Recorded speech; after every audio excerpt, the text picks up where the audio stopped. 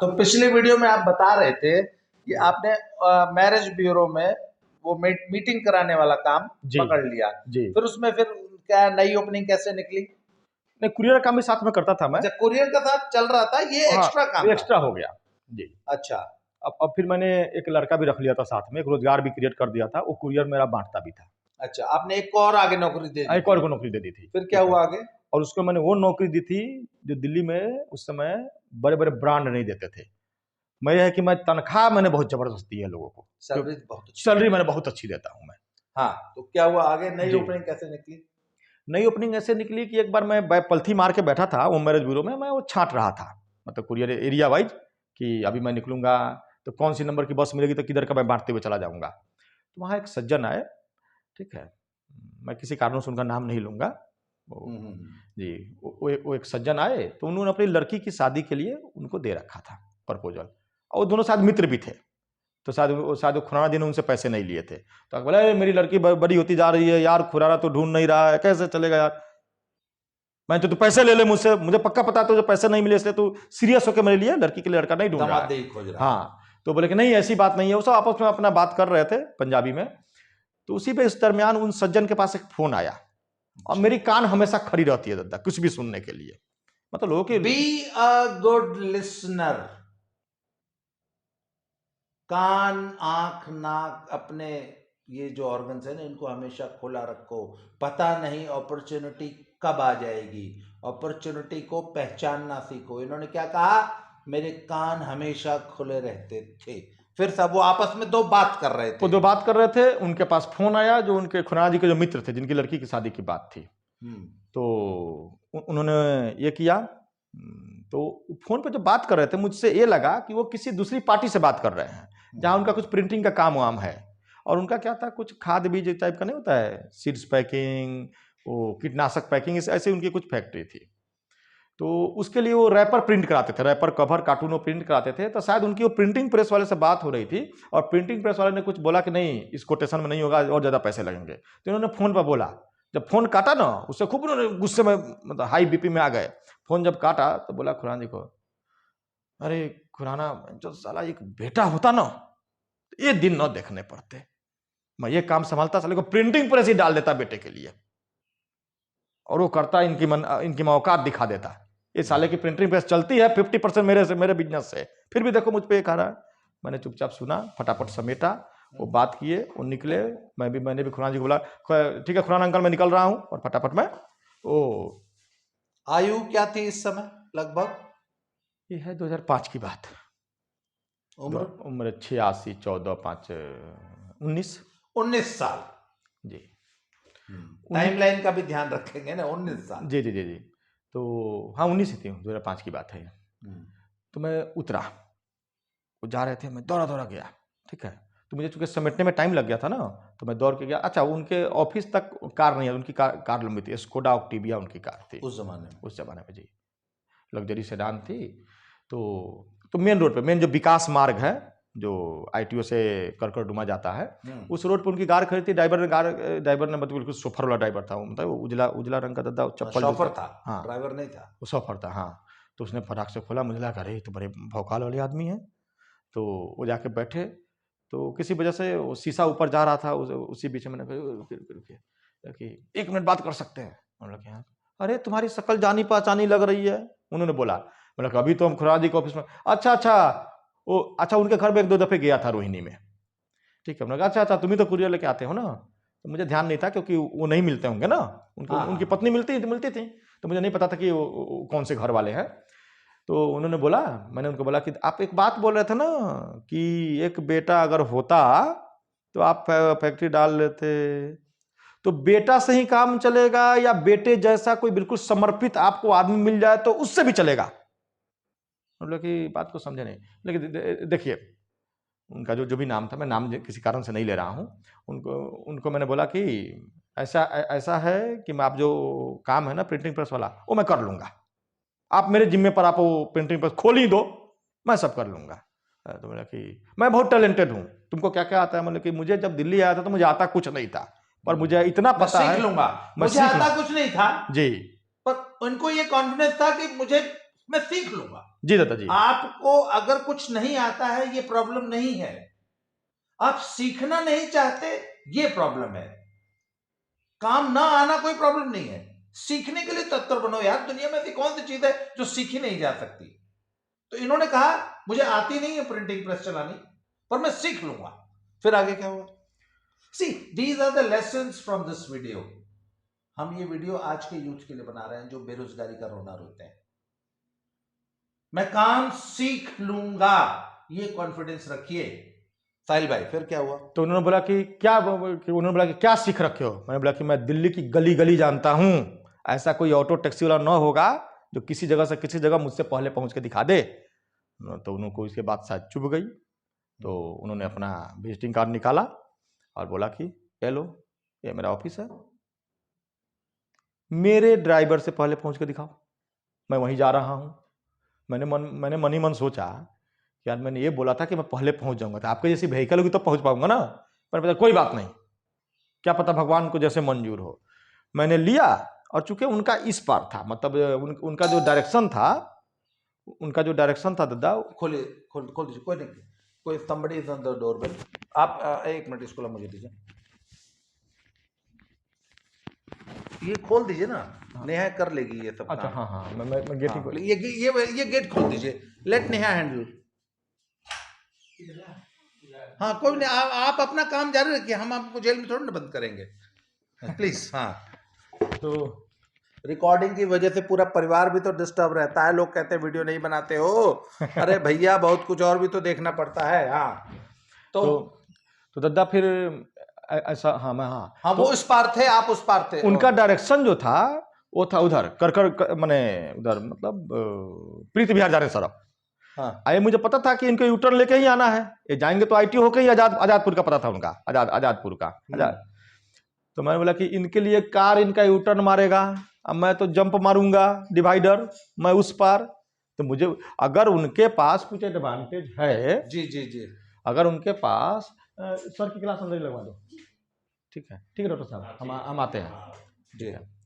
तो जी, तो मैंने बोला कि अगर उनके पास कार का एडवांटेज है तो मेरे पास भी तो कुछ एडवांटेज है जो उनके पास नहीं है। तो मैंने कि चलो बात बराबर की हो गई, पहुंच जाएंगे, कॉन्फिडेंट आया मुझे इमीडिएट।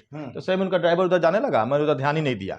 मैंने पार किया तो एक तिराहा है, एक रास्ता मदर डेयरी तरफ से आता है, एक चला गया करकरडुमा, एक चला गया आईटीओ, वो तिराहा बनता है लक्ष्मी नगर में एक जगह पे। तो वहां पे बड़ी लंबी जाम लगती थी, तो मैं गया, तो मैं लगा दौड़ने कि जो बस सबसे आगे खड़ी होगी जाकर उसमें चढ़ जाएंगे।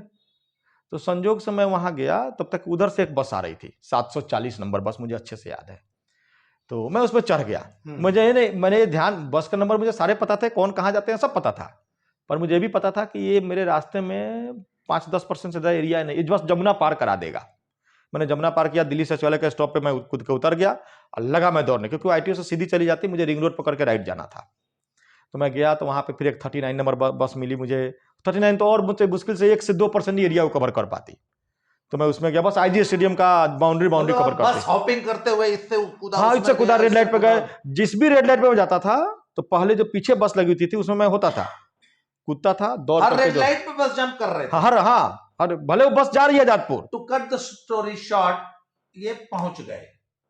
मैं जब वहां पहुंचा दद्दा, तो गार्ड को बोला कि ऐसे ऐसे है, साहब से मिलना है। साहब से मिलना। उसने बोला कि साहब तो अभी कुछ देर पहले चले गए। मैं बड़ा होपलेस हो गया, अरे यार इतना मैंने मेहनत किया, साहब चले गए, और इतनी जल्दी आके चले भी गए। अब मैं इतना दौड़ के आया था ना कि उसका जो पानी का बोतल था उससे बिना परमिशन के ही मैंने, वो चिल्लाता अरे झूठा है झूठा है झूठा है, मैंने उसे मुंह लगा के पिया होगा। मुझे होश ही नहीं था, मैं पूरा पी गया, पता नहीं क्या हुआ, मैं वहीं पे नींद भी मुझे इमीडिएट आ गई। तो मैं वहीं पे सो गया उसी के पास। तो पता नहीं 10-15 मिनट मैंने सोया होगा, तो गार्ड ने जगाया, अरे जाओ साहब बुलाए हैं। मैंने बोला था कि ये तो बोला था कि आप तो बोले थे कि चले गए थे। अच्छा हाँ चले गए थे, अभी आ गए ना। तो बेसिकली दादा वो जो चले गए थे वो बोल रहा था, नहीं मतलब मैरिज में जाने के लिए जब निकले थे ना, उसके लिए वो बोल रहा था चले गए थे। और वो पहुंचे तो मुझसे 15-20 मिनट बाद थे उनका ड्राइवर। हाँ मैं बस से पहले पहुंच गया था, तकरीबन 15 बसों को बदल करके। उन्होंने बुलाया और बिल्कुल मतलब कि ऐसे गले मिलाया, मैं पूरा पसीना पसीना था, मतलब मुझे इतना मुझे बुरा लग रहा था, अरे यार इनका महंगा सूट खराब हो रहा है। ब्लेजर पहना था उन्होंने। तो फिर उन्होंने बोला कि अरे यार हीरा हो तुम यार, बैठो यहाँ पे। तो फिर उन्होंने फिर किसी को बुलाया जो प्रिंटिंग लाइन का थोड़ा बहुत जानकारी रखता था। तो हाँ। उसने बोला कि हम इन्वेस्ट करेंगे तो तुम चला लोगे, ये मार्केटिंग देख लेगा। उन्होंने खुद से ही बोला कि ये सेल्स एंड मार्केटिंग देख लेगा, हमारा खुद का ही छपाकाई का काम इतना है कि 50-70% तो हम ही कर लेंगे, बचा हुआ 30% ये ऑर्डर लेके आ जाएगा। 70% बिजनेस तो खुद उनका ही था, प्रिंटिंग का, मतलब जी जी जी उनको जी ही काम देना था। हाँ हाँ हाँ 30% आपको ढूंढना था। जी जी जी जी। तो उसने तो साहब, to cut the story short, Korea से मशीन ऑर्डर की गई, मशीन आने में 2 महीना लग गया, जी और ये उनकी उस प्रिंटिंग फर्म में 3% 3% के 3% के पार्टनर हो गए। तो अब जब 2 महीना मशीन आने में लगा, उस दौरान आपने क्या किया? नहीं, तो उस दौरान मैंने ढूंढा ऑर्डर लेने के लिए, पहले से प्री तैयारी की, आने के दिन ही छाप दिया जाएगा। तब तक कोरियर वाला काम चल रहा था पैरेलल हाँ में? हाँ, वो मैंने बंद नहीं किया था, कोरियर वाला काम पैरेलल चल रहा था। कुरियर का काम पैरेलल चल रहा था। उसी बीच में जहां भी मैं खाली मिलता था ना, और कोरियर वाले काम से कितना कमाने लग गए थे? मैं 10,000 के लगभग मैं महीना उस समय तक कमा रहा था। 10,000 रुपये महीना कोरियर वाले काम से कमाने लग गए जी थे। हाँ, तो फिर आप प्रिंटिंग प्रेस के लिए आप तब तक उस 2 महीने में जो है आप बेसिक होमवर्क करने लग गए। अब अच्छा हुआ मैंने किया, क्योंकि बड़े मिसलेनियस ऑर्डर मिले। कोई बोलता था बिल बुक छाप दो, कोई बोला कि इनविटेशन कार्ड छाप दो, किसी ने बोला कि विजिटिंग कार्ड छाप दो। मुझे सब मिला के समझ में आया कि तो मैं कंफ्यूज हो जाऊंगा, सेगमेंट एक डिसाइड करने दो। तो मैंने विजिटिंग कार्ड सबसे, विजिटिंग कार्ड का सेगमेंट मतलब प्रिंटिंग प्रेस में विजिटिंग कार्ड FMCG है, तो मैंने विजिटिंग कार्ड को चुना। वो जल्दी खत्म हो जाता है ना, हाँ। तो मैंने वो चुना। और एक तरह से देखा जाए तो दिल्ली में वो शायद पहला प्रेस था जो अपने काम के अलावा सिर्फ विजिटिंग कार्ड छापता था। उसको विजिटिंग कार्ड से ही फुर्सत नहीं मिलती थी। इतना ऑर्डर आपने दिया? इतना ऑर्डर दिया। आप बता रहे थे कि वहां चंपारण तक से ऑर्डर आते थे, और बिहार में जाकर के मैंने मार्केटिंग किया। गंगा के इस पार का बिहार, गंगा बिहार 2 भाग में बटा हुआ है, गंगा माता जो बहती है ना, तो south Bihar, north Bihar. North Bihar में कोई ऐसा डिस्ट्रिक्ट नहीं था, मैंने हर जगह अपने एजेंट बना रखे थे। और हाँ, एक मैंने काम किया था उनसे रिक्वेस्ट करके कि मुझे नाम का बहुत शौक था। नाम? हाँ, आपका नाम होना कि भले पार्टनरशिप 3% को आप 2% कर दीजिए, पर नाम ना मेरा रख दीजिए उस प्रिंटिंग प्रेस का। मुझे लग रहा है 3% का नाम रख लो, तो मैंने नाम रखा सूर्यवंश ग्राफिक्स। सूर्यवंश ग्राफिक्स। अब मुझे फील आया कि अब मैं फैक्ट्री वाला हो गया, 3% सही। चाहे 3% के मालिक थे, पर मालिक थे। तो मालिक वाली फीलिंग मुझे आई, और इससे मेरे अंदर पता नहीं कहाँ से इतना स्टेमिना आया कि उस स्टेमिना से मैंने कुरियर वाला काम अपने एक मित्र को सौंपा, कोई बिना पैसा लिए। बोला कि वही जो मेरा स्टाफ था कि आज से तुम इसको मालिक। वो अलग बात है कि वो सक्सेसफुली बहुत लंबे समय तक वो नहीं हैंडल कर पाए। तो मैं कुरियर वाला बिजनेस से पूरी तरह से निकल गया, और इसमें पूरी तरीके से मैं डूब गया। प्रिंटिंग प्रेस में पूरा मैं पंजाब। तो जब प्रिंटिंग प्रेस चालू हुई है तब भी आपकी उम्र लगभग 19-20 के अंदर ही थी? ये 6 की बात है, 6, 14, 6, 20 साल। 20 साल में प्रिंटिंग प्रेस के बेशक 3% के मालिक थे, तो मालिक बन गए थे जी। और आपने नॉर्थ बिहार जो है पूरा आपने छाप दिया विजिटिंग कार्ड। पूरा नॉर्थ बिहार छाप दिया, कुछ पूर्वांचल के एरिया छाप दिए, पंजाब नहीं, हरियाणा का जो स्टार्टिंग का एरिया, सोनीपत, पानीपत का नाल, ये सब पूरा मैंने छाप दिया। हाँ, इस समय छाप, इधर अपने मोदी नगर, मेरठ, शामली तक मैंने इधर का पूरा छाप लिया। ठीक है, गाजियाबाद पूरा, NCR पूरा। और मेरा भौकाल ये था कि बिहार में मेरा कोई यार दोस्त मिलता था तो बोलता था कि यार नंबर दे दो। तो देखिए मैं क्या बोलता था, यार तुम किसी भी दुकान में घुस जाओ, अगर उसके पास ब्लैक एंड व्हाइट का कार्ड है तो उसको साइड करो, अगर मल्टी कलर कार्ड है तो उसमें पलटो, और पीछे लिखा होगा छोटा छोटा सूर्यवंश ग्राफिक्स, उसको नीचे नंबर पर डायल करो, मेरे पास रिंग होगा। इतना मुझे कॉन्फिडेंट था, मैंने इतने दुकानदारों को छाप दिए थे कार्ड। कितने साल के अंदर ये कर लिया था आपने? ये तो मैंने मतलब प्रिंटिंग प्रेस स्टार्ट होने के 1 साल 1.5 साल के भीतर, प्रिंटिंग प्रेस स्टार्ट होने के 1-1.5 साल के अंदर इतना बड़ा नेटवर्क बना चुके थे। और वो प्रिंटिंग प्रेस के उस वाले काम में वो पहला महीना मेरे साथ आया था, जो मेरे पास जो पिताजी के टाइम का जो कर्ज था उसका मैंने फुल ब्याज चुका दिया। मैंने उस महीने का ब्याज, पूरा ब्याज नहीं तो अभी तक मैं क्या होता था, ब्याज जितना बनता था उससे मेरी इनकम ही कम होती थी, तो मूलधन बढ़ते जा रहा था। उस बार पहली बार ऐसा महीना हुआ था कि मेरा मूलधन नहीं बढ़ा, क्योंकि ब्याज जितना बना था ब्याज आपने चुका दिया। और उसके बाद धीरे धीरे बात बढ़ी तो थोड़ा सा मूलधन भी चुकाने लगा, तो नेक्स्ट मंथ से ब्याज भी कम बनने लगा। तो फिर इसी बीच में कुछ हुआ, अब मैं बता रहा हूँ कि उनका मैंने नाम क्यों नहीं रखा, किसी की इज्जत की बात है तो नाम क्यों रखना। तो उनकी लड़की थी, सिंगल लड़की थी, उसको let me tell the story जी। उन साहब की जो थे उनकी एकमात्र एक बेटी थी, और इनसे वो इतना ज्यादा इंप्रेस हुए कि उन्होंने कहा बेटा मेरी बेटी तो शादी करोगे? ही रिफ्यूज्ड। उन्होंने बहुत ज्यादा प्रेशर डाला, इनकी मदर तक जाने की बात की, इनको 1 साल तक या कितने, 1 साल लगभग 1 साल तक इनको समझाते रहे। इनके फ्रेंड इनका मजाक उड़ाते थे कि यार तुमको इतना जबरदस्त ऑफर मिल रहा है, तुम एक बिलियनियर के दामाद बनने जा रहे हो, बट उनका मैं नाम नहीं रखूंगा, उनका एक बहुत बड़ा दिल्ली में रेस्टोरेंट चेन भी है, वो मुझे बाद में पता चला। छोड़िए, जी we don't want to name जी एनीबॉडी, जी जी जी। And he refused. तो वो इनसे इतने नाराज हो गए कि उन्होंने वो 3% पार्टनरशिप इनके साथ खत्म कर दी। नहीं, मेरी मेमोरी को बुलाने के लिए उन्होंने प्रिंटिंग प्रेस ही बंद कर दी। अच्छा, उन्होंने वो हाँ प्रिंटिंग प्रेस का काम ही बंद कर दिया जी। और इनसे वो अलग हो गए। फिर आगे क्या हुआ? अब फिर मैं पूरी तरीके से बेरोजगार था, अब ये एक बार फिर बेरोजगार हो गए, क्योंकि पहले दादा जो काम मैं करता था ना, तो नया जो शुरू करता था तो पुराना बंद करके नहीं करता था। लाइफ में ना कुछ प्रिंसिपल्स होने चाहिए, फिर उसमें कीमत नहीं देखी जाती। नहीं, उसमें क्या कुछ कीमत चीजों में you ought to have a zero tolerance policy, उसमें फिर डाइल्यूशन बर्दाश्त नहीं होना चाहिए। He had his own reasons, क्योंकि ये एक ऐसे ग्रामीण समाज को बिलोंग करते थे जहां इंटरकास्ट मैरिज इनके लिए बहुत बड़ा टैबू था, और इनको मालूम था कि इनकी मदर को ये स्वीकार नहीं होगा। अपनी मदर की फीलिंग्स का ध्यान रखने के लिए he refused such a marriage proposal. उसके लिए इन्होंने बहुत बड़ी कीमत चुकाई, बट ही रिफ्यूज्ड। लाइफ में कुछ प्रिंसिपल्स तो अपने चाहिए। फिर आगे क्या हुआ? तो पहले दादा जो था ना, मैं कोई भी काम करता था तो एक काम को बंद करके नहीं करता था, वो धीरे धीरे समेटता था। एक साथ 3-4 काम चल रहे थे, पर एक फैक्ट्री वाला काम प्रिंटिंग में इतना बड़ा था ना कि न चाहते हुए मेरे पुराने सारे काम बंद हो गए थे। मैं इसी पर पूरी तरह से निर्भर था।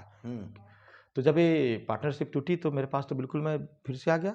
अच्छा, उस बीच में क्या हुआ था कि मैंने अपने लाइफ स्टाइल, कर्जा अभी चल ही रहा था, कर्जा चल रहा था, की अदायगी अभी चल रही थी, कर्जा चल रहा था। उस बीच में मैंने एक और भी कुछ काम कर लिया था। अच्छा, आपने मात्र 7-8 लाख रुपए के एवज में 50 लाख रुपए का ब्याज भरा। 48 कभी आपके दिमाग में ये बात नहीं आई कि मैं इन डिफॉल्टर हो जाऊं? नहीं, मैं जुबान अगर आपको दे दिया कि मैं इस टाइम यहां पहुंचूंगा, तो आप मान के चलिए कि या तो मैं पहुंचूंगा या नहीं तो मैं नहीं हूं। अच्छा। मैं ये सब मैं एक्सक्यूज नहीं डालता, ठीक है। तो यू ऑनर्ड, क्योंकि आपके पिताजी की बीमारी पे वो कर्जा हुआ हाँ, था। जी जी जी। तो एक ये भी एक नहीं, सेंटिमेंट नहीं, मतलब उन लोगों ने बगैर मुझसे कुछ सिक्योरिटी लिए मुझे पैसा दिया था। हाँ, बगैर सिक्योरिटी के उन लोगों ने पिताजी की बीमारी में पैसा दिया था। जी, बेशक वो देवर शाइलॉक्स जी। मतलब एक बता रहे थे कि 900 रुपए का एक आदमी ने इनसे 35,000 रुपए ब्याज इन्होंने। ऐसे ऐसे बहुत सारे लोग थे, लेकिन फिर भी उनके बावजूद मैं उनका ऋणी था। उनको 900 रुपये उस टाइम मुझे दिया तो था, जिसकी वजह से मेरे पिताजी की उम्र एक ही दिन बढ़ गई हो इलाज में। खैर, तो ये तब आप अचानक प्रिंटिंग प्रेस बंद कर दी गई और आप फिर से एक बार बेरोजगार हो गए। और उस बेरोजगारी मेरे लिए बहुत ज्यादा भारी थी, क्योंकि उस बीच में मैंने क्या किया था कि मैंने अपने 3 बहनों और एक भाई को भी दिल्ली बुला लिया था। मैंने सोचा कि मैं पैसे कमा रहा हूं, वो उसकी भी एक कहानी है। मुझे कार खरीदने का शौक था, टाटा सफारी मेरा ड्रीम था। तो टाटा सफारी ड्रीम था, तो मैं उसके लिए पैसे अरेंज कर रहा था। तो मैं गया था, तो उनको मैंने कुछ बुकिंग अमाउंट दिया था 40,000 के लगभग। तो बहुत दिनों से मैं उनके पास पैसे जमा कर रहा था। शालीमार बाग में एक टाटा की आई थिंक A1 मोटर करके एक एजेंसी हुआ करती थी, तो उसके ऑनर तक मुझसे मिलते थे। मतलब ऑनर डायरेक्ट मिलते थे, अरे यार इनका मामला कहाँ तक पहुंचा जी? 40,000 हो गए हैं जी। मैं आते थे पैसे दे देता था। तो उन्होंने बोला कि अरे यार इंडिका ले लो, तुम आज ले लो, बाकी फाइनेंस करा देते हैं। मैंने नहीं चाहिए तो सफारी ही। तो मैं किताबें बहुत ज्यादा पढ़ता हूँ, तो इस चीज में मेरा है कि बच्चों को उनके मन का करना चाहिए, करने देना चाहिए, दबाव नहीं डालना चाहिए। नहीं, आपके भाई बहनों की स्टोरी बाद में लेते हैं जी। पहले आप बताइए, फिर जब ये प्रिंटिंग, इस स्टोरी को ना किसी अलग एपिसोड में लूंगे। फिर वो पेरेंटिंग, गार्जियनशिप, लीडरशिप की वो स्टोरी है, जो how he took care of his brothers and sisters. उनकी he was a guardian parent. वो स्टोरी हम अगले एपिसोड में देखते हैं। फिर क्या हुआ जब वो प्रिंटिंग प्रेस बंद हो गई, तो आपने नया काम क्या किया था? हाँ, तो नया काम बस 1 मिनट उसको कवर कर लेते हैं, क्योंकि मेरे पास खर्चे दिल्ली में बढ़ गए थे। हाँ। तीन बहन और भाई भी आ गए थे, और हमने सकूरपुर का जो घर है ना, उसको छोड़ करके फिर पार्क में सोने के दरमियान जब मुझे पैसे कमाए, तो फिर मैं सकूरपुर चला गया था। वहां घर लेकर रहने लगा था, एक सिंगल कमरा लेकर के। तो फिर मैं आ गया था, पूरा 2 BHK का मैंने रूम ले लिया था, वेस्ट पटेल नगर ले लिया था, फ्लैट। जी, R26 2nd floor, west Patel Nagar, new Delhi 11008। एक हाँ। एक चरणजीत लांबा साहब थे, बड़े मतलब अच्छे इंसान, बड़े अच्छे। फिर आपको जिंदगी में अच्छे ही इंसान क्यों मिले? मेरे साथ तो भगवान की मेहरबानी, मतलब इतने अच्छे इंसान कि घर देने के बाद जितने सालों में, आई थिंक मैं 7-8 साल में उसमें रहा, कभी आए नहीं देखने कि लड़का क्या कर रहा है, घर को रखा है कि बेच दिया कि तोड़ दिया। ठीक है, उनके घर में पैसे देता था और वो बिल्कुल खुश, कभी नहीं बोलते थे क्या किराया बढ़ाना है, तुमको जो मर्जी बढ़ाओ। 6,000 से किराया देते देते उनको जब मैंने छोड़ा तो उनके मैं 24 या 25,000 रुपये मैंने छोड़ा था। अब मैं खुद से ही बढ़ा देता था हर साल, किराया खुद ही बढ़ा देते? खुद ही बढ़ा, उनको उनकी तरफ से कोई डिमांड नहीं थी। अच्छा, क्या मोटर खराब हुआ फिर बनवा क्या लो, हुआ, पैसे आगे का क्या जी। हुआ बताइए? तो मेरे अगला पास बिजनेस? तो मैं बड़ा चिंतित था, पैसे जो मेरे पास सेविंग के थे, तो सेविंग मेरे पास तो थे नहीं, क्योंकि मैं ब्याज चुका तो ब्याज देते? चुकाता था। अब उन महीनों में मैंने ब्याज चुकाना बंद कर दिया, तो पैसे मेरे पास ना के बराबर बचे थे। आखिरी 500 का नोट जब मेरे घर में चेंज करके कुछ खाने पीने की सामान जब लाया गया, तो मैं उस दिन फिर बैठा था, दोपहर सुबह का खाना बना, मैं बैठा था कि नहीं अब कुछ करना पड़ेगा। ठीक है, तो मैंने सोचा कि हटाओ, जब कोई रास्ता नहीं दिख रहा है तो जिसमें एक्सपर्ट हो वहीं करो। तो फिर पता चला कि एक्सपर्ट किस किस चीज़ में है। तो एक एक्सपर्ट है कुरियर में, मार्केटिंग में है, प्रिंटिंग प्रेस में है। तो प्रिंट प्रेस मैंने साइड कर दिया क्योंकि उसके लिए बहुत ज़्यादा कैपिटल चाहिए, और कुरियर में फिर से वापस मतलब उन तमाशों को जोतना, और जो जिसको मैंने काम सौंपा था उसके लिए मुझे फिर बुरा लगा कि नहीं, वो सोचेगा कि कॉम्पिटिटर आ गया। हाँ, ठीक है, तो मुझे अच्छा लगा कि जिसको मैंने रोजगार दे दिया उसे वापस लेना। मैं छीन लूँ, तो ये भी मुझे अच्छा लगा। तो बच गया sales and marketing. Sales and marketing और लाइब्रेरी जो मैंने मोतिहारी में चलाया था क्या मजेदार आइडिया। तो वो दिल्ली में मैंने उसका कोई ये नहीं था। हमने कहा कि ठीक है, उसके लिए तो काउंटर बिजनेस चाहिए, मैंने काउंटर खोलना पड़ेगा। मैंने काउंटर कौन खोलता है? ठीक है, मैंने बोला कि यहाँ हम कॉन्सेप्ट को चेंज करेंगे, हम लाइब्रेरी को आपके डोर तक लेकर के आएंगे। Door to door library? ठीक है, आपको जो चाहिए आपके घर पे मिलेगा, आपको नहीं आना है। हर किसी घर में रीडिंग स्पेस होती है, बिस्तर पर पढ़ के लेट के पढ़ लो। तो हमारे पास 300 कुछ रुपए बचे थे। मैंने अपनी सबसे छोटी बहन को बोला, क्योंकि जब मैं वो लाइब्रेरी चलाता था तो थोड़ा वहाँ के लाइब्रेरी में भी थोड़ा बहुत बच्ची थी, मतलब मेरे ख्याल से बहुत छोटी बच्ची से 6-7 साल की रही होगी, तो थोड़ा बहुत जानती थी। तो कहानी के लिए खुद ही मैगजीन पढ़ती थी वो। तो मैंने बोला कि जाओ ये मैगजीन जा करके एक भाटिया जी थे पटना में, उनकी दुकान से खरीद लाओ। तो मैगजीन जा करके 350 रुपये का जितने मैगजीन थे उन्हें MRP खरीद के ले आई। मैंने उसको बस्ते में डाला और निकल गया। इतने दिनों मुझे ये समझ में आया था कि पैसे वालों से पैसा कमाना है। तो मेरा वेस्ट पटेल नगर भी बहुत अच्छा मोहल्ला है, पर उससे लग्जरी मोहल्ला ईस्ट पटेल नगर, वो ज़्यादा पॉश एरिया है। तो मैं वहाँ गया, वहाँ मैंने मार्केटिंग करना स्टार्ट किया। और जब मैंने मार्केटिंग करना स्टार्ट किया तो लोग बोलते थे कि क्या है मैंने देखिए 20-25 रुपए की गिरी शोभा है, आप इसको 2 रुपये भाड़ा दे देना, आप मुझे लौटा देना, 20 रुपये दे दो, ये ले लो, और 18 रुपये के मुझे आप देना, मैं आपका 18 रुपये लौटा दूंगा। ये मैंने कुछ दिन किया तो कुछ तो चला, लेकिन उतना नहीं चला। फिर बोला कि नहीं, इनको कुछ और चाहिए। तो मैंने बोला कि आप हमारे लाइब्रेरी का मेंबरशिप लीजिए। मेंबरशिप है 999 रुपये महीना, 499 महीना। अच्छा, उसी टाइम पे दिल्ली पब्लिक लाइब्रेरी, दिल्ली की जो लाइब्रेरी है वो बहुत अच्छी लाइब्रेरी है, मतलब बाकी सरकारी लाइब्रेरी जैसी लाइब्रेरी दिल्ली की लाइब्रेरी नहीं होती है। तो यहाँ मतलब वो प्राइवेट करना ज़्यादा टफ था। अब वहाँ पे फी कितना है, 12-13 रुपये, मतलब स्टूडेंट के 6-6 महीने के बन जाते हैं। हाँ। तो और ईस्ट पटेल नगर में भी पब्लिक लाइब्रेरी थी, दिल्ली पब्लिक लाइब्रेरी की ब्रांच थी। तो मैं करने लगा, मैंने सोचा कि नहीं ऐसे नहीं होगा। मैंने बोला कि आपको जो चाहिए मिलेगा, जो मैगजीन चाहिए मिलेगा। मैंने बोला कि मैं खरीद के नहीं रखूंगा, कस्टमर जो बोलेगा वो खरीद लूंगा, उसको बोलूंगा कि है सब मेरे पास। तो फिर मैंने अच्छा, एक मेरे पास कस्टमर दादा ऐसे थे जो इंडिया टुडे पढ़ते थे, सिर्फ इंडिया टुडे पढ़ते थे, इंग्लिश वाले इंडिया टुडे, 4 अंक उसके आते हैं, और वो चारों की कॉस्ट मेरे ख्याल से 50-60 रुपये ज़्यादा नहीं बनती थी, फिर भी मेरे वो 999 रुपये की चलाते थे। जो चाहते तो परचेज भी कर सकते थे ना। आपने मेंबरशिप बनानी मैंने शुरू कर दी। अच्छा। हाँ, तो मैंने एक जने से पूछा था कि सर आपको कभी ऐसा नहीं लगा कि आप मेंबरशिप की फीस दे रहे हो, आप इंडिया टुडे सिर्फ पढ़ते हो? नहीं। अच्छा, वो मैंने डर के उससे पूछा जो दिल्ली से, एक मिस्टर आर खरे थे, महाराष्ट्र के थे, किसी बड़े ब्यूरोक्रेसी के पोस्ट पे थे, नारायणा में रहते थे। तो वो जब दिल्ली से जा रहे थे तो मैंने सोचा मेरे मेंबर तो वैसे भी नहीं रहेंगे, तो इनसे वो राज पूछ लेते हैं। दूसरे से पूछेंगे तो कहीं उसको आइडिया आ जाए तो मेरा मेंबरशिप मत कैंसिल करते। तो उनसे मैंने पूछा, उन्होंने बोला कि देखो सूर्यवंशी जी, ऐसा नहीं है। अच्छा, मुझे लाइब्रेरी से सम्मान बहुत मिलता था, फिर मैं बिहारी नहीं रह गया था, फिर मैं बड़ा सम्मानीय आदमी था। मैं दिल्ली के पड़ोस लोगों के बीच में। अच्छा, मैं किताब पढ़ता था तो जो किताब का रीडर होता है ना, वो किसी विषय पर बात किया, एक किताब उसने मंगाया और उसने बोला कि ठीक है बताते हैं और कौन है। मैं कह रहे सर आपने वो किताब पढ़ी है, क्या आपको पसंद आई? हाँ जी आई।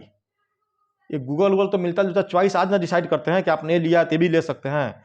आप जो किताब पढ़ लेंगे उससे मिलता जुलता किताबों की मैं सीरीज आपको पढ़ाना शुरू कर दूंगा, क्योंकि मैंने खुद ही बहुत किताबें पढ़ी हैं। वाह क्या बात है कि अगर आपने ये किताब पढ़ी इसका मतलब आपको ये भी पसंद आएगी, ये भी पसंद आएगी। ये आपकी तैयारी तब थी। हाँ, तो अब क्या था कि इस वक्त एज क्या थी आपकी? अब 8-9 हो गया तो 14-8 22-23 साल की उम्र की अब इनकी वो काल चल रहा है जी। तो आपने सीरीज पढ़ानी शुरू कर दी लोगों को? हाँ, और साथ में मैंने एक और किया, एक वैरायटी बुक स्टोर करके एक है कनॉट प्लेस में, बहुत बड़ी उनकी होलसेल एजेंसी है किताबों की, टॉप 5 में से है। ठीक है, बिल्कुल जीरो से हीरो बने इंसान है वो। तो उनके मैंने पूछा कि आपके यहाँ कितना किताब का कलेक्शन है? तो उन्होंने बताया अरे लाखों हैं, लाखों टाइटल है, तुमको बताओ ना यार कौन चाहिए। मैंने कहा चाहिए कुछ नहीं, चाहिए तो सब चाहिए। अब मैंने क्या किया कि सीधे पब्लिशर का ही कैटलॉग उठाता था, पेंगुइन वालों का, हार्पर कॉलिंस का, जो भी है, हे हाउस है, जो भी है, जो सारे के रैंडम हाउस का। अब बाकी हिंदी वाले जो होते हैं मनोज पॉकेट बुक्स, ठीक है, प्रभात प्रकाशन, राजकमल, ये सब जो भी थे, तो सबके मैं कैटलॉग उनके हेड ऑफिस में जाकर मैं कैटलॉग कलेक्ट कर लिया और उनका कैटलॉग ही बोलता था कि इसमें जितनी किताबें हैं ना सब मेरे पास है लाइब्रेरी में, आपको क्या चाहिए? और जो बोलते थे जाकर चुपचाप खरीद के ले आता था और सबको ब्रांड न्यू किताबें मिल जाती थी स्टार्टिंग में, बाद में रिपीट होती थी तो किताब देता था। मैंने किसी कस्टमर मतलब आप एक चलती फिरती लाइब्रेरी चला रहे थे? बिल्कुल। सब इतना क्रांतिकारी आइडिया। सारी दिल्ली को पता था कि इस आदमी के पास लाखों करोड़ों किताब है, जबकि सच्चाई ये थी कि मेरे पास उतना ही किताब था जितना लोगों ने ऑर्डर किया था। ठीक है, और जितना ऑर्डर करते थे फिर उनको आप आगे भी किराए पे चला के कीमत तो वसूलनी होती थी ना। अब जैसे कोई यहाँ पे भी सेल्स मार्केटिंग थी ना कि यार ये मेरी किताब है, ये इनको किसी तरह पढ़वा दी जाए। अब सपोज उस टाइम में जैसे मान लेते हैं कि चेतन भगत की 2 एस्टेट आई, तो पहले किसी ने मंगाई, पर उसके बाद तो 2 एस्टेट पढ़ने वाले को मैं दोबारा खरीद थोड़ा दूंगा, मेरे पास तो पड़ी हुई है, मैं दे दूंगा उसको। ठीक है, जैसे 2 स्टेट्स का किराया भी तो वसूल होना चाहिए। हाँ, जितनी लागत लगी है, नहीं तो हर बार तो मेरा पैसा ही ब्लॉक होता रहेगा ना। और 30-40% तो डिस्काउंट ही पब्लिशर मुझे दे देते थे। वो मानते थे कि सिंगल किताब खरीदता पर ये आम ग्राहक नहीं है, ये है दुकानदार टाइप का ही बंदा है, तो वहां से मिल गया 10-20% आ जाते थे। फिर आपको विदेशी मैगजीन्स भी उसी पे रख रहे थे, महंगी। हाँ, वो फैशन डिजाइनिंग की जो मैगजीन होती थी ना, जो मतलब इंपोर्ट होके आती हैं, ठीक है, उनके देसी वर्जन नहीं, प्योर इंपोर्ट वाले। ठीक है, तो फैशन दिल्ली के ऑलमोस्ट तमाम फैशन डिजाइनर मुझसे मैगजीन मेरे लाइब्रेरी मेंबर थे, बड़े बड़े नाम, वैसे नाम नहीं रखना चाहिए, मतलब जितने बड़े नाम है ना, एक के लिए तो मैंने कैटवॉक भी किया है, एक के पास आदमी कम पड़ गया था जे वालिया के लिए इस आदमी ने कैटवॉक भी किया है कमानी ऑडिटोरियम में एक कैटवॉक का प्रोग्राम रखा गया था, उनके पास बंदा कम पड़ गया, कोई नहीं आया, अब मैं पहुंच गया मैगजीन लेके। ठीक है, तो बोले कि अरे ये भी तो लंबू है, लगाओ इसको। दादा में क्या फीलिंग थी, लड़कियां आकर के ब्रश मारने में मुझे इतना मजा आया था दादा को। जिंदगी में कोनो काम छोड़ ले हुआ बहुत काम हाँ, कैटवॉक भी किया है लड़का। हाँ, एक ही बार किया। अरे एक बार किया ना, पैसा तो नहीं किया। अच्छा पैसा मिला, 3,000 रुपये मिला। अच्छा, 3 बार गए टहल के चले आए। अच्छा, और वालिया सर ने बोला बहुत अच्छा किए हो, तुम चाहो तो तुम मैंने कंटिन्यू कर सकते हो। ठीक है, जो बिना सिखाए तुम इतना बढ़िया कर लिया। तो अब महंगी मैगजीन, विदेशी मैगजीन्स भी अपनी लाइब्रेरी में। हाँ, तो मैं बता रहा था, जो आर खरे जो महाराष्ट्र के थे सज्जन थे, उन्होंने बताया क्या बताया कि देखो मैं जानता हूं कि मैं 50 रुपए की भी चीजें नहीं पढ़ता, और भी तुम मुझसे छीन के ले जाते हो, पर मैं तुमसे इसलिए लेता हूं कि तुम मुझे रेड लाइट पे भी पहुंचाते हो। तुम पूछते हो कि तुमको पता है कि मैं इतने बजे ऑफिस निकलूंगा। ठीक है, बहादुर उनकी कोई फैक्ट्री थी जहाँ वो मतलब ये काम करते थे, उनके मतलब दो काम थे, तो ब्यूरोक्रेट भी थे और भी थे, तो उनको पता था कि तुम मेरा समय बचाते हो, मैं मैगजीन खरीदे जाऊंगा, कार लगाऊंगा, कार की पार्किंग करूंगा, तो तुम तो मुझे घर पे पहुंचा देते हो, वो मेरा समय बचाता हूं, मैं तुम्हें समय का पैसा देता हूं। अच्छा, फिर मैंने अपने तमाम, तब तक मेरे पास काफी स्टाफ आ गए थे, डिलीवरी का काम बढ़ गया तो और रखने पड़े। डिलीवरी किस चीज की? वही बुक हम डिलीवरी करते थे ना। अच्छा, आपने स्टाफ रखना शुरू कर दिया? हाँ, इतना काम बढ़ गया? हाँ, काम बढ़ गया, स्टाफ रखना शुरू कर दिया। कितने महीनों में ये काम चल पड़ा था दोबारा? न दो तो 3 महीने में हम बिल्कुल हमने विजिटिंग कार्ड छपवा दिया था, north India largest private library. North India largest private library 3 महीने में? 3 महीने बाद हमने छाप दिया था। और क्या कमाई होने लग गई थी लगभग अंदाजन? मतलब मेरे पास बचती तो कम थी, कमाई बहुत ज्यादा थी, क्योंकि मैं कमाई बचे ना बचे, बचता तो आज भी आपके पास कुछ नहीं नहीं है। नहीं, स्टाफ को सैलरी बहुत हेवी देते थे ना। नहीं, कमाई तो 1 लाख प्लस होने लगी थी, 1 लाख प्लस मेरे पास 3 महीने में? 3 महीने में। फिर मेरा छोटा भाई, मेरी तीनों बहनें सब मार्केटिंग में कूद गए ना, सब लगे। आज मैं जहां रहता हूं न्यू राजेंद्र नगर में, इस मोहल्ले में आने से जब मैं रहने आया, पटेल नगर से थोड़ा और अपग्रेड करके, ये और पॉश मोहल्ला है, तो ये आधा राजेंद्र नगर मुझे पहचानता था। हाँ, ये पॉश मोहल्ला, तो पॉश मोहल्ले में तो हमारी प्रॉपर्टी पहले से थी, मेरे लैंडलॉर्ड पहले से जानते थे। कौन नहीं, मतलब सब लोग मुझे जानते थे, जो बुक पढ़ता था वो मुझे जानता था। अच्छा, लार्जेस्ट प्राइवेट लाइब्रेरी। जी दादा। फिर क्या हुआ था? तो काम भरा, तो मैं स्टाफ को सैलरी का काफ़ी देता था, स्टाफ बहुत खुश थे, स्टाफ सब खुश थे, और ये काम बढ़ने लगा। काम बढ़ते फिर मैंने उसमें एक मेरी लाइब्रेरी मेंबर थी मिसेस बढेरा करके, तो उनको पास एक आइडिया, उनको मुझसे आइडिया आया कि तुम किताब किराए पर देते हो। मैं थोड़ा फैशन डिजाइनर थी, मतलब बड़े स्तर की नहीं, कि मैं ये पार्टी के लिए कपड़े किराए पर दूंगी। अच्छा। और तुम्हारी ही डिलीवरी टीम इसको भी मैनेज करेगी, और तुम मेरे पार्टनर बन जाओ। अच्छा। तो मैंने बोला ठीक, शादी ब्याह के लिए। तो दिल्ली में दादा वो फ्रेश कपड़े ज्यादातर दूल्हे दुल्हन नहीं पहनते हैं। वो 100 दूल्हे पहने से और वैसे होशियारी वाला फैसला है, बहुत होशियारी वाला फैसला है। मूर्ख लोग हैं यार, मूर्ख लोग जो सिलवाते हैं। जी जी जी कभी ना पहना। जी जी जी। तो मेरा बस चले तो नेकर टी शर्ट में भी होना चाहिए। रेंट पार्टी ड्रेस नाम से उन्होंने एक कंपनी बनाई। Rent party dress. हाँ, फिर मैंने उसकी भी मार्केटिंग शुरू की। उन्होंने अपने स्तर पर उन्होंने अपने चैनल से भी मार्केटिंग किया, पर उसमें मेन काम हमारा था वो ड्रेस पहुंचाना। और हम इतने जहीन तरीके से ड्रेस पहुंचाते थे ना, बिल्कुल अगर सूट है तो ऐसा नहीं है कि जिसके घर शादी है उसके घर जाकर के ऐसे सीधा कर लिया, ऐसे मोड़ के लेगा, नहीं, घर से निकले तो ऐसे हाथ टाइट करके रखा कि सूट को कहीं फोल्ड करने की जरूरत नहीं पड़े। और मिसेज बढेरा इस चीज को बोलती थी कि यार हमारा चार्ज इसलिए ज्यादा है, उसमें रजौरी गार्डन में भी कोई चलाते थे ऐसे, कि हमारा बंदा ऐसे ड्रेस ले जाता है, लोग इससे भी इंप्रेस होते थे। अच्छा टिप मिलता था मुझे। मतलब एक शादियों में तो कई बार होता था कि 11,000 21,000 रुपये दिए गए। एक आर्मी के कोई ऑफिसर थे, उनका दिल्ली कैंट में उनकी बिटिया की शादी थी, आर्मी के क्लब में गया था, ठीक है, और उन्होंने मुझे स्पेशल प्रिविलेज दिया। मतलब होता है ना कि उस टाइप के लोगों का अलग खाना होता है, ड्राइवर, तो भी खरा शानदार था। उधर सिक लगाए जा रहे थे, ठंडी का दिन था, सब खाए जा रहे थे। बोले अरे सूर्यवंशी कहाँ है, बुलाओ इसको। स्पेशल उन्होंने स्टेज पर बरमाला के टाइम पे स्पेशल प्रोग्राम को रोक करके उन्होंने मुझे मतलब बोला, ये है, लिख लो आप लोग, अगर जिंदा रहे तो ये लड़का, फेस याद करो, नाम याद करो, कभी ना कभी आप इसके बारे में बहुत बड़े स्तर तक पहुंचेगा। इतना कमिटेड बच्चा, कभी ना बोलता ही नहीं है, जो मांगो अभी ला दोगे, हाँ अभी ला देंगे।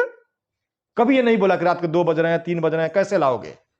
जब मेरे यहाँ ये ड्रेस पैदल भी लेके आया है पटेल नगर से दिल्ली कैंट, बहुत उन्होंने, मतलब इंसान जिससे फूल के कुप्पा हो जाए इतना तक उन्होंने तारीफ किया। अच्छा। अब फिर मतलब पहली बार मैंने जिंदगी में एज ए गेस्ट किसी जुगाड़ टेक्नोलॉजी से नहीं, और बड़ी सुंदर पार्टी, मतलब उसमें कौन नहीं थे, मुझे लगता है कि तीनों सेनाओं के प्रमुख भी जैसे लोग उसमें थे। उसमें आप एज ए गेस्ट आप और उन लोगों के सामने मुझे उन्होंने बोला था, और मुझे ऐसे लोग नीचे उतर के हाथ मिला रहे थे, पीठ थपथपा रहे थे, ठीक है, वो आर्मी वालों के कड़क हाथ, ठीक है, मैं बिल्कुल मतलब गदगद कर दिया था उन्होंने मुझे। तो ये सब चीजें तो मुझे पैसे के अलावा ये सब चीजें मुझे अलग से मिली हैं, जिसकी कोई लाइब्रेरी, साथ में रेंट पार्टी, हाँ, प्रेस जी। उसके बाद तो फिर हमने और भी कई चीजें जो लोग किराए पर देते थे, डिलीवरी का टीम थे, अपने डिलीवरी टीम के लिए उनका भी मैंने इस्तेमाल करना शुरू कर दिया। मतलब अब आपने क्या किया, वो जो कोरियर वाला जो अनुभव था, हाँ, वो ये सब मिक्स हो गया, लाइब्रेरी और फिर बहुत सारी चीजें। देखिए ना, आप यू कीप ग्रोइंग, आप सीखते रहते हैं और ग्रो करते रहते हैं जिंदगी में। फिर क्या हुआ था आगे? तो मेरे पास बुक का बहुत ज्यादा कलेक्शन बढ़ते गया, और मुझसे लोग ना, मैं एक एडवाइजर जैसा हो गया। कई लोग इसलिए भी मेंबरशिप मेरे पास चलाते थे, वो शिफ्ट हो गए थे, बंगलोर चले गए, कोई आईटी फील्ड का आया था, यहाँ था तो गुड़गांव से बंगलोर शिफ्ट हो गया, लेकिन उन्होंने मेरे मेंबरशिप के पैसे भेजना बंद नहीं किए। वो किस लिए, वो मुझसे पूछते थे, अरे आपको हैबिट पता है, बताओ मुझे कौन सी किताब पढ़नी चाहिए, और इसके लिए मुझे 999 रुपये महीना दे रहे हैं। कभी किसी महीने में एक बार फोन किया, किसी में नहीं किया। 8वीं पास सर, आज भी 8वीं पास ही 8वीं पास ही है। नहीं, लिटरेचर मैंने दद्दा नहीं, मैंने वो अलग बात है जी। लोग कहते हैं ना डिग्री, मैं अपने वीडियोस में कई बार कहता हूँ ना, ये जो एजुकेशन है ये फर्जी एजुकेशन है। 8वीं पास लड़का आईटी प्रोफेशनल्स को सलाह देता है कि अब आपको ये किताब पढ़नी चाहिए। हाँ, मैं तो शिक्षा किसी डिग्री की मोहताज नहीं है। डिग्री लेने के लिए शिक्षा मत ग्रहण कीजिए। सब फिर आगे तो दद्दा फिर उसके बाद क्या हुआ ना, धीरे धीरे अमेजन वालों का प्रकोप बढ़ा, किंडल आना शुरू हो गए, टेबलेट आना शुरू हो गए, सॉफ्ट कॉपी से पढ़ने लगे लोग, और इंटरटेनमेंट के बहुत सारे साधन मार्केट में आने लगे। आगे तो अच्छा, जो रीडर थी, पुराने जो बुजुर्ग लोग थे वो एक्सपायर कर गए, नई पीढ़ी उस तरीके से रीडर आ नहीं रही थी, वीडियो गेम वाली जनरेशन आ गई, बहुत सारी चीज़ होने लगी, तो उसके मार्केट कम होने लगे। अब मुझे लगा कि ये करते करते ठीक है, वो मेरा भविष्य बहुत इसमें उज्जवल नहीं रहेगा। फ्यूचर आपने पढ़ लिया था। हाँ, मतलब कि इस धंधे का फ्यूचर नहीं है ना। उस धंधे का फ्यूचर तब था जब मैं भी कोई किंडल जैसी कंपनी बनाता, सबको मैं सॉफ्ट कॉपी करता, ठीक है, तो मुझे लगा कि नहीं, मैं वहाँ कंप्लीट नहीं कर पाऊंगा, ऐसे जैसे फील्ड में मैं उन लोगों से, उन बड़े मगरमच्छों से मेरे लिए लड़ना पॉसिबल नहीं है। तो फिर मैंने क्या किया कि अब मैंने बोला कि अब चलो ये हटाओ। टीम मेरे पास थी, मैंने किसी को नौकरी से नहीं निकाला, काम कम होना शुरू हुआ तो किसी को नौकरी से नहीं निकाला। और जब ये प्राइवेट लाइब्रेरी लगभग कितने साल चली होगी कुल? ये तो अच्छा खासा टाइम चला, मतलब ये 4-5 साल चली। 4-5 साल चली जी जी। तो फिर आगे तो उसके बाद जो है सूर्यवंश लाइब्रेरी के नाम से थी। तो उसके बाद जो है, जब हमें लगा कि इसमें ये नहीं है, और मेरे साथ एक दादा एक दिक्कत ये रही है कि जो मेरे पास से स्टाफ आ जाता था उसको मैं खुद से नहीं निकालता था कि रजिस्ट्रेशन आ गया, मैं उसके लिए काम सोचता था, उसके भी सोचता था अच्छा क्या करें कि इसको भी तनख्वाह मिलती रहे। तो फिर हमने उसी से मिलता जुलता एक काम शुरू किया कि लोगों को यहीं फील्ड एंड मार्केटिंग की सर्विस देते रहेंगे। तो बीच में हमने कुछ ऑर्गेनिक फूड सप्लाई करने शुरू कर दिए, मतलब जो लग्जरी आइटम होती है खाने पीने की, उसके सप्लाई के धंधे में चले गए। लोगों के बताते थे कि INA मार्केट में बढ़िया मछली मिलती है, तो हमारा बंदा जाके लेके आएगा, तो मतलब पहुंचाने लाने का काम हो। फिर ये करते करते ये सब होने लगा, तो स्टाफों को मेरे लगा कि नहीं, हम इनके ऊपर बोझ बन रहे हैं। ये बेसिकली ये मतलब, अच्छा देखिए, मैं स्टाफों के लिए सोचता था तो स्टाफ भी मेरे लिए बहुत सोचते थे। उनको लगता था कि नहीं, ये बहुत आगे जाएंगे, लेकिन हमारी वजह से ना हमको रुके हुए हैं, इनको हमें आजाद कर देना चाहिए, हम लोग बोझ बन रहे हैं, हम लोग बोझ बन रहे हैं। स्टाफों ने आपस में एक मीटिंग किया और सडन सबने बोला कि हम दिल्ली में रहेंगे तो ये बंदा हमें चैन से नहीं रहने देगा, हमारे लिए चिंतित रहेगा। मतलब स्टाफों ने अपना एक संगठन बनाया, उसमें से कुछ कोलकाता चले गए, कुछ मुंबई चले गए, कुछ बिहार अपने गांव चले गए, और रात रात नहीं, अब चाहे 2 महीने का आपको टाइम दे रहे हैं, आपके साथ हम काम नहीं करेंगे, ब्लेम लगा करके कि मुझे उनसे गुस्सा आए कि मैं करूं। तो बाद में मुझे पता चल गया कि नहीं, ऐसे ऐसे मीटिंग हुई थी, मुझे ये लोग आजाद करने के लिए इन्होंने काम किया था। तो वो काम लाइब्रेरी पूरी तरह से फाइनली बंद हो गया। तो वो जो किताबें थी उनका क्या किया आपने? किताबें जो थी, मतलब उधर अंसल प्लाजा में एक बुक ऑफ वाल करके लगाते थे कि जो एनजीओ को बुक डोनेट करते थे, तो मैंने उन लोगों से संपर्क किया, मैंने आके अपने घर में दिखाया, जितनी बुक्स आपके काम की है वो सारी बुक्स आप इसमें से ले लो। उन एनजीओ को आपने डोनेट कर नहीं, और जो उन्होंने नहीं लिया, अच्छा कुछ मेरी पर्सनल चॉइस की चीजें थी जो मैं नहीं देना चाहता था, तो वो सब मैंने अपने गांव बिहार शिफ्ट कर दिया। और आज मेरे पास जो बिहार में लाइब्रेरी है, मतलब बहुत कम लोगों के पास उतना बुक कलेक्शन होगा। बुक कलेक्शन बहुत के पास होगा, पर उन बुकों में से 90% पढ़ा हुआ घर ऑनर नहीं होगा। मैंने 90% किताबें पढ़ी हुई हैं, आज भी मेरे घर पे 10,000 किताबें हैं। अरे वाह, क्या! और मैंने उसमें से 90% किताबें पढ़ी हैं। किताबों तो मुझे दद्दा वो नशा है ना कि आज भी मैं 2-3 किताब न पढ़ूं सप्ताह में तो मुझे चैन नहीं मिलता। आपकी दद्दा की खरी मेरे पास है, आपके पास है? हाँ है, मेरे पास है। तो ये, हाँ मैं कहा था, तो ये वाला लाइब्रेरी वाला काम बंद हो गया। लाइब्रेरी वाला काम बंद हो गया। तो फिर हम लोग थे, अच्छा इस लाइब्रेरी वाले काम के दरमियान में हम थोड़ा और अपग्रेड हो गए थे, नहीं होता है कि चलो अब भाई और पॉश मोहल्ले में चलेंगे। डाटा बैंक आपका बढ़ता जा रहा था, डाटा बैंक बढ़ता और एनरिच हो रहा था। हाँ। अच्छे लोग, अमीर लोग, जी ऊंचे पदों पे जो रहने वाले जी, लोग बिल्कुल काम करने ले जी, वो आपसे जुड़ रहे थे। आप मुझसे जुड़ रहे थे। तो हम फिर पटेल नगर से हम रहने के लिए राजेंद्र नगर आ गए। इस बीच में मेरी शादी हो गई, ठीक है। शादी का जो है सो किस्सा कभी अलग कर लेंगे, क्योंकि मेरी जो वाइफ हैं वो वेल एजुकेटेड, मतलब टॉपर, MITS ग्वालियर की, मतलब अच्छे नंबर से BE, बैचलर ऑफ इंजीनियर को BE बोलते हैं ना, B by education mechanical engineer, by profession banker. सरकारी, हमारे यहाँ सरकारी नौकरी का बड़ा क्रेज था। मेरी माँ, इतना पैसा मैंने कमाया, मेरी माँ इस बात के लिए बड़ी दुखी थी कि सरगे एक चपरासी की नौकरी कर लेता है उसके सामने। अब बहू आ गई ऑफिसर। ठीक है, उन्होंने पहले टीचर का गवर्नमेंट जॉब किया, बाद में स्टेट बैंक में क्लर्क थी, वो भी एम्बिशन वाली थी, तो बाद में उन्होंने फिर दोबारा एग्जाम दिया, तो भी बाद में ऑफिसर बन गया। ऑफिसर बन गई तो हो गया, क्या बन गया ना ऑफिसर। तो उनसे मेरी शादी हुई। बहुत लंबे समय तक मेरी वाइफ ने शादी के कुछ टाइम बाद मुझे बताया कि मैं आपको बेवकूफ़ बनाने वाला समझती थी, आप पढ़े लिखे बहुत ज़्यादा हैं, पीएचडी होल्डर होंगे किसी लिटरेचर में, आप बताते नहीं थे मजे लेने के लिए। उनको ये भ्रम था। 5-6 महीने बाद ये भ्रम टूटा, वो भी पूरी तरह से नहीं टूटा। सच्चाई मुझसे पूछेंगे तो अकेले में दद्दा, आप मेरी पत्नी से पूछेंगे तो हो सकता है कि आपको ये बताए कि पढ़ा लिखा बंदा है, ऐसे ही झूठ बोलता है ये। झूठ। तो मेरे ससुर जी को मेरे जैसा लड़का चाहिए था, उन्होंने अलग कर लिया। विवाह की अलग एपिसोड करेंगे। जी जी जी जी। और ऐश्वर्या राय से भी तो आपको शादी करना था ना। हाँ, वो ड्रीम था। How did he build his dreams? इन्होंने अपने ड्रीम्स को लिख रखा था अपने दीवार पे, वो एक अलग कोनी है, मतलब how to maintain your motivation, उस पे एक अलग एपिसोड करेंगे। मैंने ऐश्वर्या को जाके प्रपोज भी किया था। इन्होंने ये ऐश्वर्या राय के पास गए, उन्होंने बोला, क्या बोला थे? अगर ये वीडियो उन तक बंदा घूमते फिरते अगर पहुंच गया तो उस बात को स्वीकार करेंगे, हाँ जी आया था। और उन्होंने मुझसे मतलब बोला, हंसते हुए उसको, मैं बोला कि देखिए मेरा ड्रीम है कि आपसे शादी मैं करूंगा और आपको किसी ना किसी शादी तो करनी ही है।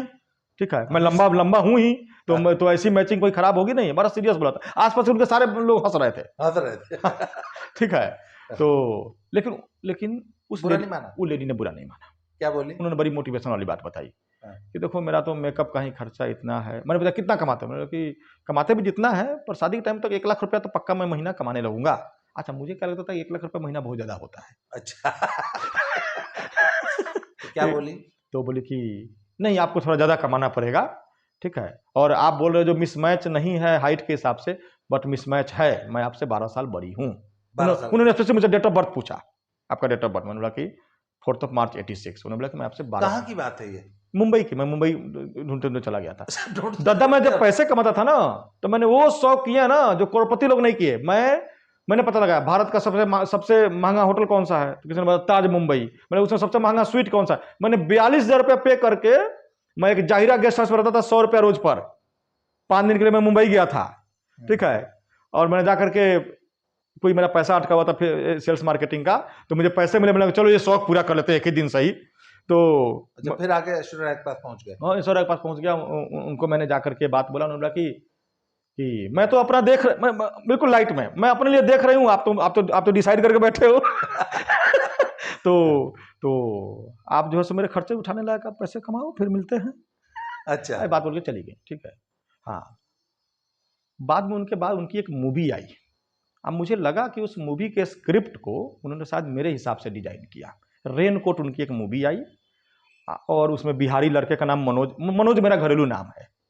ठीक है, उन्होंने बिहारी लड़के का नाम, एक बिहारी लड़के की कहानी है, भागलपुर में रहता है, मनोज है, लड़की को भगाना चाहता है, मतलब कुछ मतलब चलिए उसको बाद में डिस्कस करेंगे। तो मुझे लगा कि शायद उनको जी। जब लाइब्रेरी खत्म हो गई जी, तो नया बिजनेस, तो हम लोग फिर मेरी शादी भी हो गई थी। ठीक है, ये की शादी के बाद फिर मेरे अब तक कर्जा उतरा था कि नहीं उतरा था? नहीं, कर्जा उतर गया था।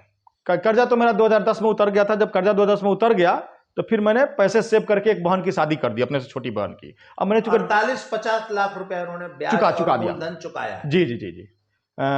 स्टार्टिंग टू सन 2010 के स्टार्ट तक, जनवरी 2010 तक। उसके बाद मैंने सिस्टर के लड़का ढूंढा, फिर उसकी शादी की, बड़ी शानदार लजीज खाने पीने वाली शादी की मैंने। चलिए, हाँ, उसके बाद अब नेक्स्ट बिजनेस क्या किया? नेक्स्ट बिजनेस क्या था, तो जब ये लाइब्रेरी खत्म होने लगा तो मैं थोड़ा फिर बड़ा सोचता था। अब बड़ा क्या सोचता था, बड़ा सोचने में दिक्कत कुछ नहीं, सब कुछ अच्छा है, पर बड़ा सोचने में क्या ना कि इंसान फिर छोटा काम नहीं कर पाता है। तो उसके वजह मैं फिर पिछड़ गया था। लेकिन उस समय मैं वैसा नहीं पिछड़ा, क्योंकि मेरे पास वाइफ की सैलरी आती थी। तो मेरी वाइफ की सैलरी से घर ले दे करके चल रहा था। कर्जा अब किसी को ब्याज तो चुकाना नहीं था। शादी हो गई है, उम्र कितनी हो गई अब तक आपकी? शादी हो गई मतलब शादी जब हुई थी तब 2013 में शादी हुई, तो 14, 13, 13, 26, 27 साल। 27 साल के अब ये हो चुके हैं नहीं 27 साल, हाँ मतलब वो और अब तक 20-25 बिजनेस कर चुके हैं। लाइब्रेरी इनकी बंद हो गई है और अब एक नए वेंचर, एक नया बिजनेस ये दोबारा शुरू करने जा रहे हैं। वो क्या था अगले एपिसोड में देखते हैं। Thank you very much.